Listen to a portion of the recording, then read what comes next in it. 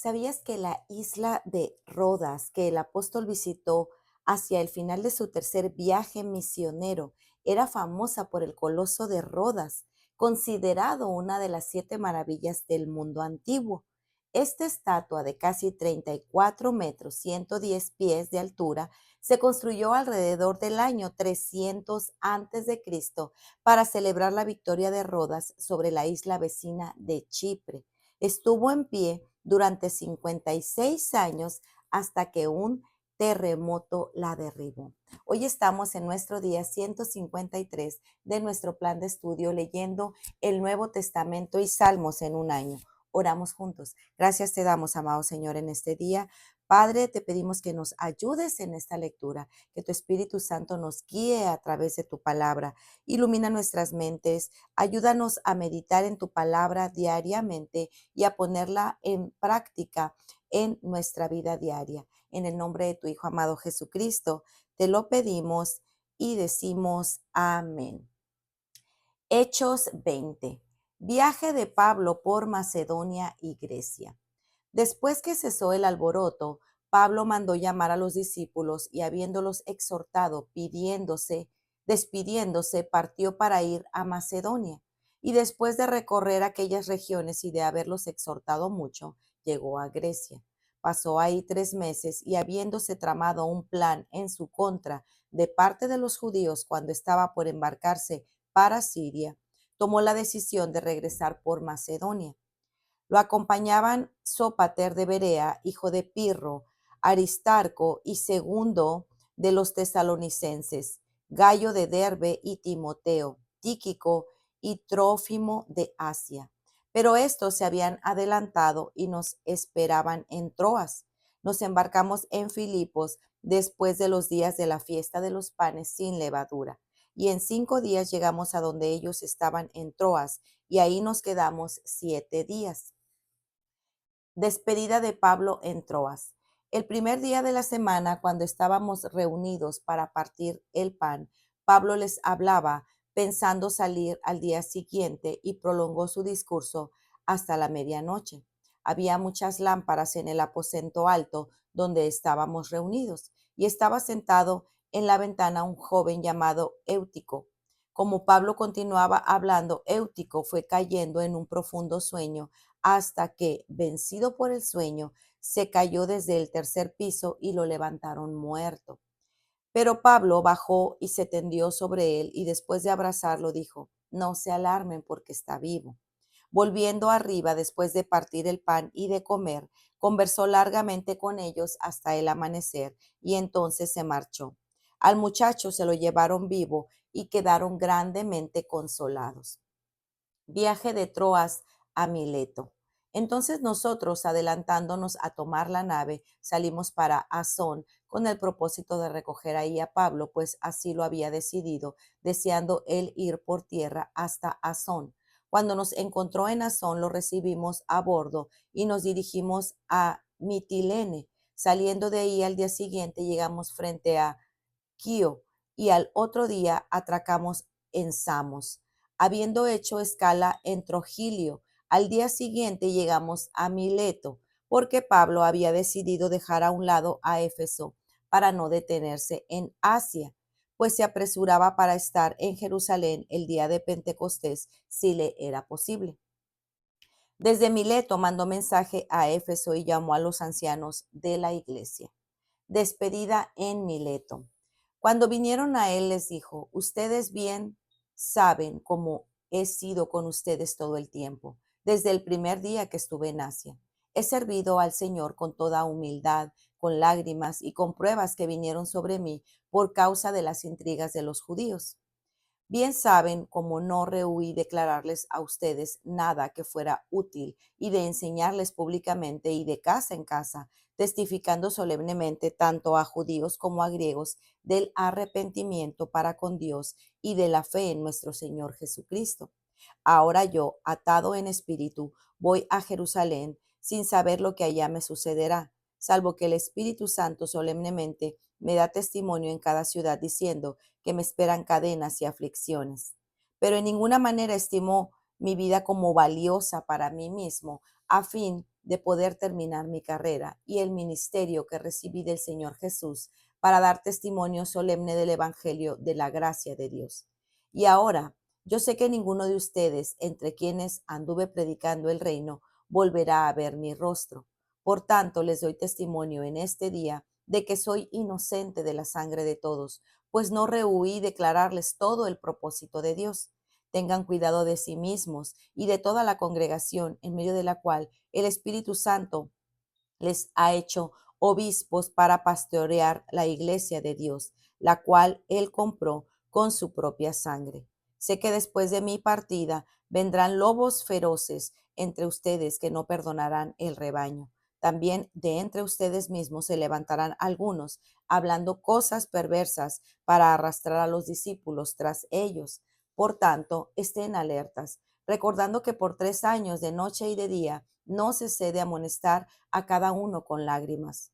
Ahora los encomiendo a Dios y a la palabra de su gracia, que es poderosa para edificarlos y darles la herencia entre todos los santificados. Ni la plata, ni el oro, ni la ropa de nadie he codiciado. Ustedes saben que estas manos me sirvieron para mis propias necesidades y las de los que estaban conmigo. En todo les mostré que, así trabajando, deben ayudar a los débiles y recordar las palabras del Señor Jesús que dijo: más bienaventurado es dar que recibir. Cuando Pablo terminó de hablar, se arrodilló y oró con todos ellos. Comenzaron todos a llorar desconsoladamente y, abrazando a Pablo, lo besaban. Estaban afligidos especialmente por la palabra que había dicho, de que ya no volverían a ver su rostro, y lo acompañaron hasta el barco. Para reflexionar. Hechos 20 nos muestra a un Pablo que no solo predica el Evangelio, sino que cuida, forma y se despide de la iglesia con una profunda carga pastoral. Aquí vemos su corazón, su misión y su determinación de obedecer a Dios hasta el final. Pablo continúa su viaje misionero dirigido por el Espíritu Santo, acompañado de varios hombres que se iban sumando, incluyendo a Lucas, el autor de este libro. En todo lugar a donde iba, no solo evangelizaba, sino que animaba y exhortaba a los hermanos y a las iglesias establecidas. Hoy leemos acerca de su empeño en llegar hasta Jerusalén a pesar de las dificultades que vendrían, ya que quería entregar el dinero recolectado en las iglesias gentiles de Macedonia. Algunos conceptos que resaltaremos son los siguientes. Los hermanos se pasaban largas horas escuchando a Pablo enseñar y hablar hasta altas horas de la noche, al punto de que uno se quedó dormido y se cayó por un tercer piso y se mató. Dios muestra su poder y lo revive, y ni siquiera un evento como este pudo romper la taza para terminar la reunión, sino que el grupo siguió reunido conversando hasta el amanecer. Este evento de Eutico no es solo un milagro, sino una evidencia del hambre espiritual de la iglesia. Al leer esto, podemos ver, sobre todo en Estados Unidos, que estamos acostumbrados a breves sermones de 30 o 40 minutos, y si el pastor se prolonga, nos enojamos porque se nos trasladan los planes o se nos trastornan los planes. Que Dios nos dé un hambre insaciable de hablar de Él y de su palabra y de regocijarnos con los testimonios de su obrar, al punto de que no queramos terminar con la palabra. Podemos ver el cuidado de Pablo por las iglesias y los hermanos y el amor de ellos hacia él. Cuando se despide de los ancianos de Éfeso en Mileto, podemos palpar el amor entre ellos. Igualmente ocurre cuando se despide de los hermanos en Tiro. Fueron hasta la playa y ahí se arrodillaban, oraban y lo abrazaban. La escritura dice que todos lo acompañaron para despedirse, hombres, mujeres y niños. Dios ha derramado tanto amor entre ellos a través de su espíritu, y eran personas que ellos recién conocían. Ya no eran griegos o judíos, ahora eran una sola familia, y Dios había puesto un amor entrañable entre ellos. Oraban unos por otros, se cuidaban y se animaban. La iglesia no es solo doctrina, es una familia formada por el Espíritu de Dios. El discurso de Pablo recoge muchas ideas que leemos en sus epístolas acerca de su ministerio y las responsabilidades pastorales. Primero, servir al Señor y consagrar nuestras vidas a Él no evita que tengamos pruebas y lágrimas. Pablo sirvió al Señor con humildad y devoción, y aún así fue blanco de las intrigas de los judíos. Número 2. Debemos enseñar y discipular a otros con todo el consejo de Dios en todo tiempo. Pablo enseñaba tanto públicamente como de casa en casa, tanto a judíos como a griegos, sobre el arrepentimiento y la gracia que tenemos en Cristo. Por eso pudo tener la conciencia tranquila y saber que era inocente de la sangre de todos. Debemos obedecer tres. Debemos obedecer la guianza del Espíritu sin importar las consecuencias. Pablo fue alertado por el Espíritu directamente y a través de otros, Agabo entre ellos, sobre las cadenas que le vendrían, pero al igual que Cristo, quien por el gozo puesto delante de él soportó la cruz, despreciando la vergüenza, Hebreos 12:2, él estaba determinado a hacer la voluntad de Dios y afirmó su rostro para continuar el camino que se había propuesto. Número 4. Cumplir con la misión que Dios nos ha encomendado debe ser más valioso que nuestra vida misma, como bien nos enseñó Jesús, porque el que quiera salvar su vida la perderá, pero el que la pierda por causa del Evangelio, la salvará. Marcos 8:35. Número 5. Los pastores deben estar alertas y cuidar la congregación porque hay lobos feroces, aún en medio de la iglesia. Aquí vemos que el liderazgo espiritual implica responsabilidad, vigilancia y fidelidad a la verdad. Número 6. Pablo encomendó a los discípulos a Dios y a su palabra, confiando en que la palabra era suficiente para edificarlos y santificarlos. Ya él no los volvería a ver, pero confiaba en que su palabra sería suficiente.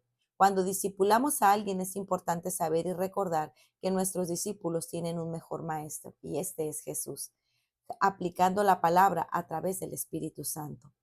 Pablo no codició las riquezas de este mundo. Él simplemente se ganaba la vida trabajando para poder suplir las necesidades, las de sus colaboradores. Lo hizo así para no ser tropiezo para el mensaje y aparte de cubrir sus necesidades, también ayudaba a los más pobres. Este es un llamado para todo creyente. Pero en cuanto al amor fraternal, no tienen necesidad de que nadie les escriba, porque ustedes mismos han sido enseñados por Dios a amarse unos a otros, porque en verdad lo practican con todos los hermanos que están en toda Macedonia.